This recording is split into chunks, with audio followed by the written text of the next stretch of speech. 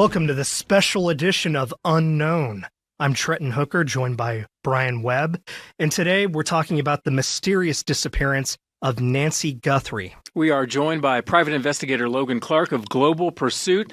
Logan, we appreciate your time and expertise up to this point, and thanks for being here again today. I'll just give you the floor right off the bat, Logan. The new developments, what goes through your head when you see and hear what's going on? As far as the guy at the door, let's start there. The guy at the door, and then we had a wrongful custody situation yesterday. Yeah. It makes me think they might be not as far along as we had hoped.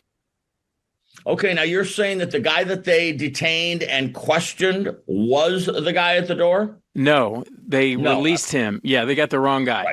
Right. Exactly. Does that tell you anything about where we're at in this case? Yeah, I mean, I don't know what the FBI knows or what they don't know.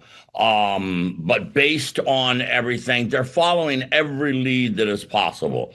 I'm sure they've got a lot of things going.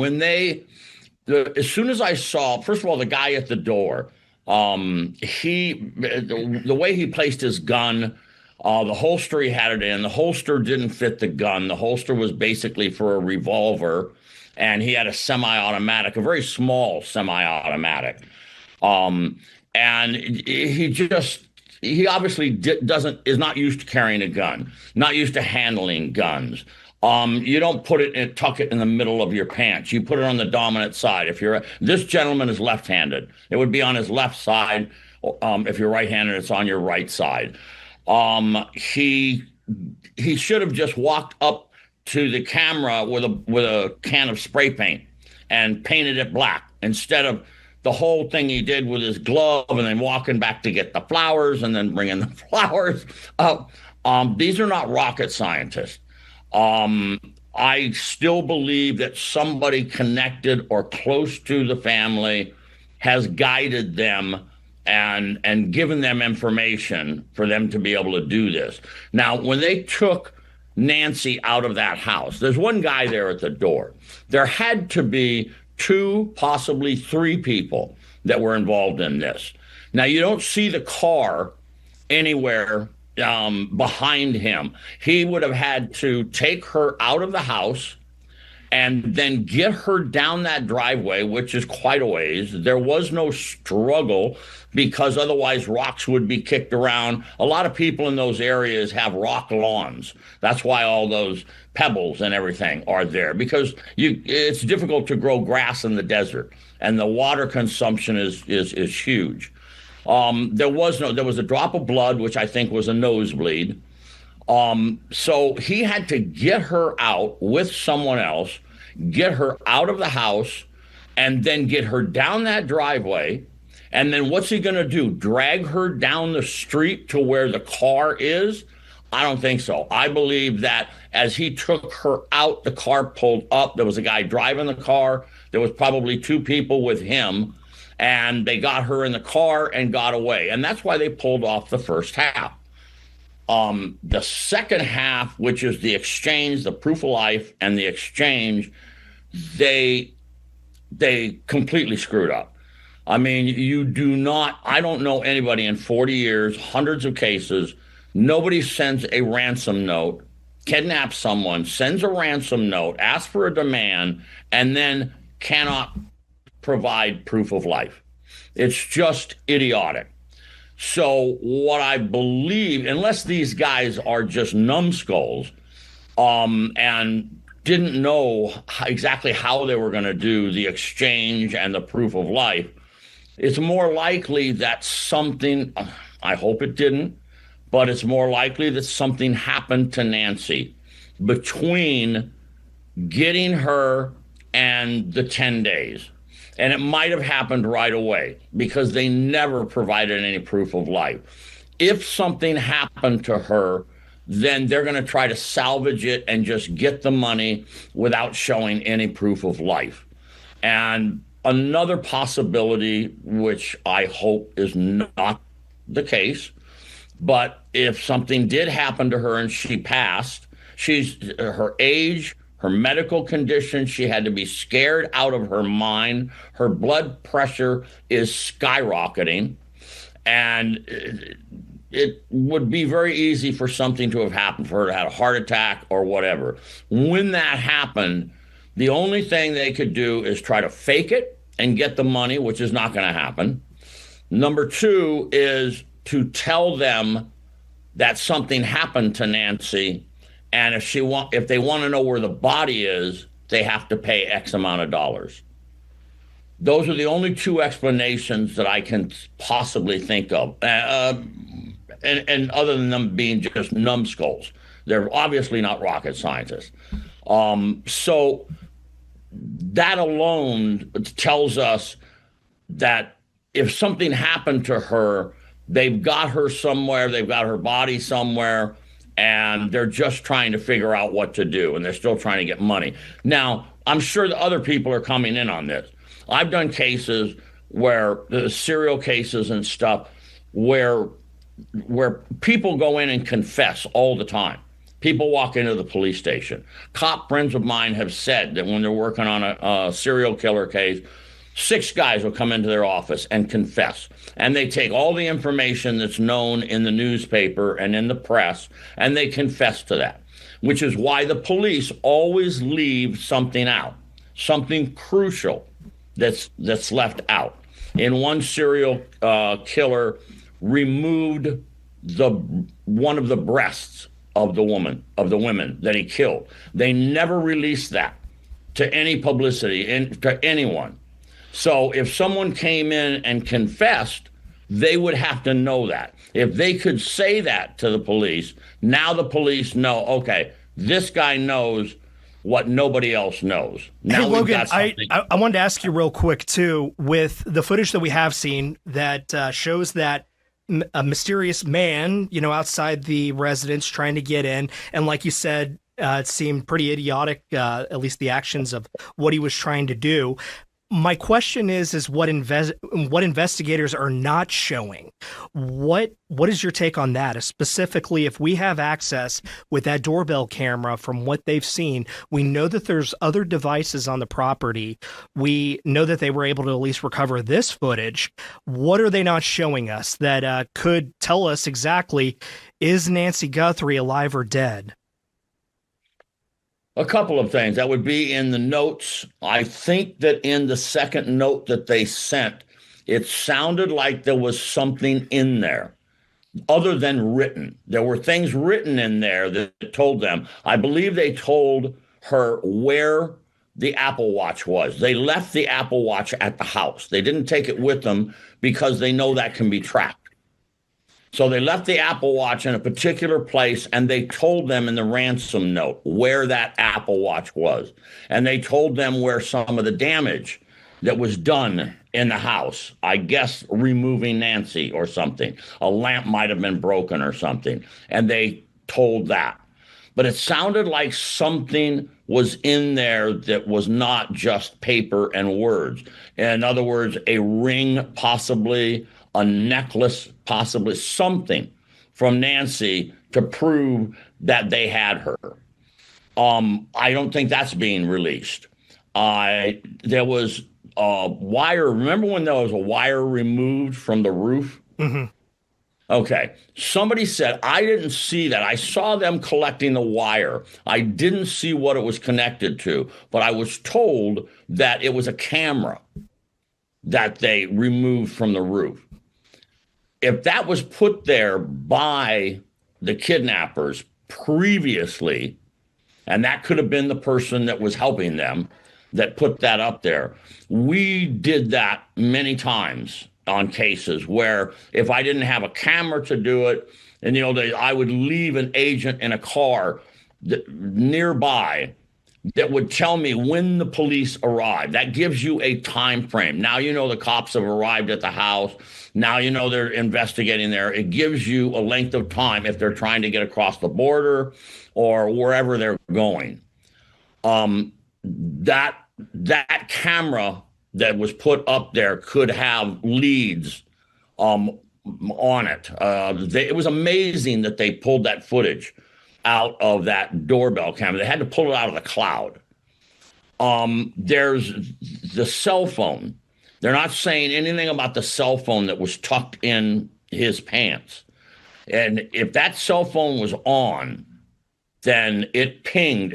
They can do a massive pull from the tower it's close enough there that pings. They could do it off of 2 or 3 towers in that area and pull every single cell phone that registers there. Now they confiscated 2 or 3 phones from the house that they went to, where the mother-in-law was outside talking to the news. They removed her phone, her daughter's phone. They would have broken into those phones and gotten all the numbers. If any of those phones called that cell phone that was in that guy's pants, now they've got something. That would have been solid. Obviously, they didn't get that, or if they did get it, they're for some reason backing off because they need more information. Hey, Logan, let me cut you off real quick. We got less than 2 minutes in this segment. Sure. What do you think of the fact they detained the wrong guy last night, and that today they say they're scouring the roadways near the Catalina foothills? That tells me that they're not as far along as I had hoped. You got about a minute left. What do you think? Yeah, they're not. That was a setback. I mean, everybody got excited. Something led them to that house. None of us are going to know what that is. Something led them there, and they're not back at square one. They've still got the guy at the door. They've got to, they've just got to get more out of that, and they've got to get more out of that cell phone, and figure out which one from the tower that cell phone was.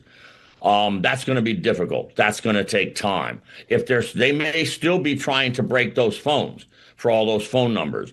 I think that they're just, when you hit a blank wall, you think you've got something, you find out it's not there, you hit a blank wall, you kind of go back to the beginning and you start over again and figure out what you missed, what led you in the wrong direction.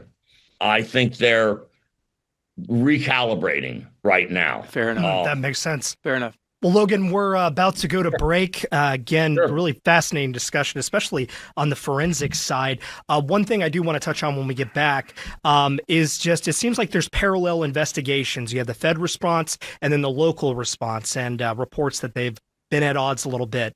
And also we're going to get into that this Nancy Guthrie kidnapping is not certainly the first in a long list of storied celebrity kidnappings. We'll be right back on Unknown.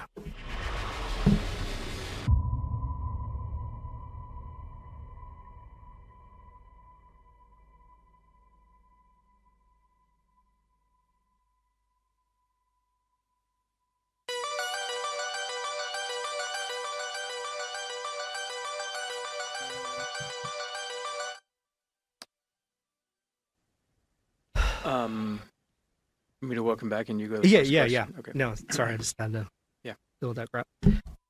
Welcome back to Unknown. I'm Brian Webb with Trenton Hooker. We are looking at the disappearance of Nancy Guthrie in Tucson, Arizona, and we have private investigator Logan Clark with Global Pursuit. Logan, we appreciate your time. You've dealt with hundreds of kidnapping cases, and we were on to the point about how much authorities seem to be going back to the daughter's house, Annie, is it Annie? Annie Guthrie and her husband there. Seems like a handful of times, if not more. You mentioned the phone, checking out of the phones. What's your take on how much they've been focusing on the family? Well, that's pretty natural in cases. For an example, if a wife is killed, the first person they hone in on is the husband, or vice versa. It's the last people. They were the last people. The sister and the brother-in-law were the last people to see her alive. I would have asked them, who planned the dinner? How often do you do this dinner? The fact that they did it that night, was that out of order? Was that something that they didn't do all the time? And I'm curious why. I thought I heard that she took an Uber less than 2 miles to their house. You're correct. Wouldn't you go and pick your mother up? Right. She's 84 years old. She's got these medical problems. You go and pick your mother up. It's 2 miles and drive her to the dinner.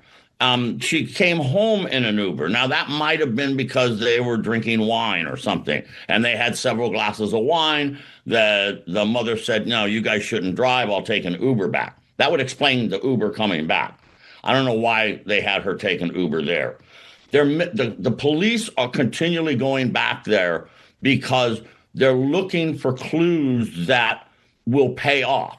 And there's something that keeps bringing them back there. They've found some things that encourage them that there's going to be more evidence there.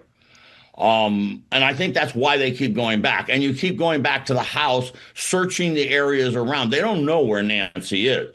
So they're probably thinking the possibility that if something happened to her, it happened in the very beginning. I can't imagine how scared Nancy was. Sure, her blood pressure had to be spiking. She had to be scared. That's when something might have happened. And if that did happen, they wouldn't be carrying a dead body a long ways. They would possibly get rid of it, immediately in the area. For some reason, they believe that the body might be around the general area of her house because they haven't found anything else. Logan, real quick, I did want to mention the historical precedent for this, where if we could go back to 1932, and one nice thing with Unknown, as we are a Fox company, we have access to Fox Movietone with their newsreels of how they covered it in the day. And I was fascinated by this newsreel, if we could play it real quick, just of how they present the kidnapping of Charles Lindbergh's baby in 1932, the crime of the century, as they called it. But if we can play that clip right now. And here are motion pictures of the baby taken by members of the family and given out by Colonel Lindbergh to aid the public in recognizing him. They are the only films ever made of the child, and only the gravity of the emergency led the colonel to depart from his well-known aversion to publicity in everything concerning his family and personal matters. When the baby was stolen, he was under the doctor's care, and Mrs. Lindbergh's chief fear was that his health might be neglected. Therefore, she issued an appeal to the kidnappers, saying that her baby has been ill and his recovery depended on the treatment he received. So, Logan, if you could talk about this real quick, just the fascination that we as Americans have with celebrities, the celebrity factor, and how that plays into kidnapping and, of course, their loved ones becoming targets of this crime. Yeah. People go after celebrities, but I don't understand why these people sent the ransom notes to television stations. It brought the world of publicity down on them. Everybody's fascinated with celebrity kidnapping. Everybody's really fascinated with kidnapping. But celebrities, they go after because they got the money. You go where the money is. I think it was Dillinger. They asked him, why do you rob banks? And he said, because that's where the money is. You go after celebrities because they've got money. And there's been a fascination for these cases all the time. Other serial killers, often like the Zodiac killer, the BTK killer, they wanted publicity. They wanted to play with the police department and play with the press. That also gets an audience, a huge audience, paying attention to it and concentrating on it all the time. And Logan, we have other historical cases, John Getty, Frank Sinatra Jr. Sometimes they work out and sometimes they don't. Is there any reason to believe that they're just all different, I guess, in how they play out, right? Yeah, you never know what the exact motive is. Sinatra's kid, who was the Italian guy? At one time it was John Getty III, right? Yeah, John Getty III. And when they cut his ear off and sent it to him, he said, now the world will know what the Italian word vendetta really means. And I believe in that case too, the ransom was for $17 million, but J. Paul Getty gave $2.2 million, which was the maximum tax deductible amount at the time. That's cold. For his grandson. That's cold. Yeah. Oh, my goodness. Well, I've gotten kidnappers down. They always ask for a ridiculous amount of money. In Mexico, at one time, there was 8 kidnappings a day. In Colombia, there was 11 kidnappings a day. It's a business. Here in the United States, it happens in the Chinese and Vietnamese communities. There's kidnapping. They will never go to the police because they don't trust the police. Because in the country that they come from, the police are involved in the kidnapping, and they know that. So that's the last part. That's why they hire private detectives. I've done kidnapping for ransom in the Vietnamese and Chinese communities here, and not one word ever hits the press. They don't want anybody to know. No family wants somebody to know that one of their members was kidnapped. They paid a ransom and got him back, because then everybody else is going to go, oh, that's who you kidnap, because they pay money, and it doesn't hit the news or anything. So it's there's no rhyme or reason why people do a kidnapping other than money. Money. It's just yeah. Logan, and you said it's a business, but those situations were decades ago. Can anybody get away with this in the modern world we live in with all this technology and all these cameras? Yeah, Guthrie's getting away with it. I had one recently in Myanmar. It used to be Burma. And it was a Vietnamese gentleman who came from Vietnam, went to Myanmar for a construction job. His sister and brother-in-law lived in the United States, and they got a phone call from him, and he said, I've been kidnapped, and they're holding me for money and this amount of money and blah, blah, blah. And they hired me, and I had an investigator in Thailand, and I had him go up to Myanmar and go to the construction site and do the investigation. And to make a long story short, we found out within about a week. I had the investigator go to all the hotels, and we showed a picture in the hotel. People said, yeah, that guy rented a room here. And my investigator said, was he alone? And they said, yeah, he was alone, and all the time in the room. And we found out that the man was not kidnapped. He was actually trying to extort his own family out of money. When we caught him, we kicked the hotel room door open. He jumped off of the balcony from his hotel room. But unfortunately, he was only on the second floor of the hotel. So all he did was break his leg, and he wound up in the hospital. I told the sister, I said, look, I can get him out of Myanmar. The Myanmar police are looking for him now, too, because we went to them and talked to them. And I said, do you want me to get him out of the hospital before the police get him and get him back here to you? And the sister said, no, to hell with him. He tried to extort us, leave his ass there. Well, he'll be in jail in Myanmar. He was smart enough to know Logan Clark's at the door. I'm getting out of here one way or another. Go ahead, Trent. Heard a kick.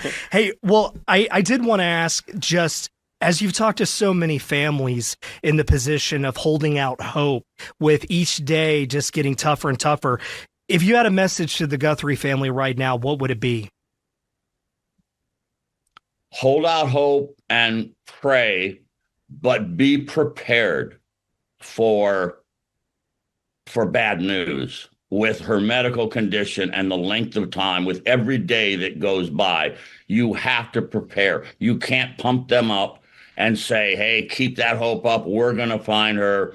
You've got to let them know. Prepare yourself from what might be the bad news. And let's all pray that doesn't happen and everybody can celebrate and she's found okay.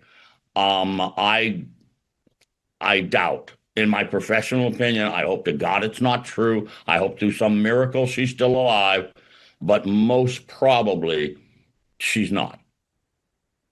Yeah, those are tough, but probably perhaps realistic words there. But we appreciate you going through all this with us, Logan. And, I guess we just can hope for the best, like you said. And hope we have a nice ending to the story. Yeah, and we have about a minute. Let your viewers know that's not all we do. We're a big agency all over the world. We do all the things that private detective agencies do. I got a girl out of kidnapping. I don't know if you have time. I got a girl out of kidnapping. Just a few months ago, I got an email from this woman, and she said, "You probably don't even know my name." She said, but when I was 16 years old, I was in human trafficking, and you rescued me from human trafficking, and that was 15 years ago. Oh my God! And I'm going to give a speech at a human trafficking convention. I'm an elected official now in Texas. And she said, as I was writing my speech, I thought, I never thanked that man. So she asked her mom who it was. She didn't remember. And she wrote me a beautiful letter that said, I want to thank you. Logan, we so appreciate your time, and thank you for sharing that. Appreciate you being here on Unknown. Thank you, Logan. We'll see everybody next time on Unknown. Anytime you need me, let me know. Thank you.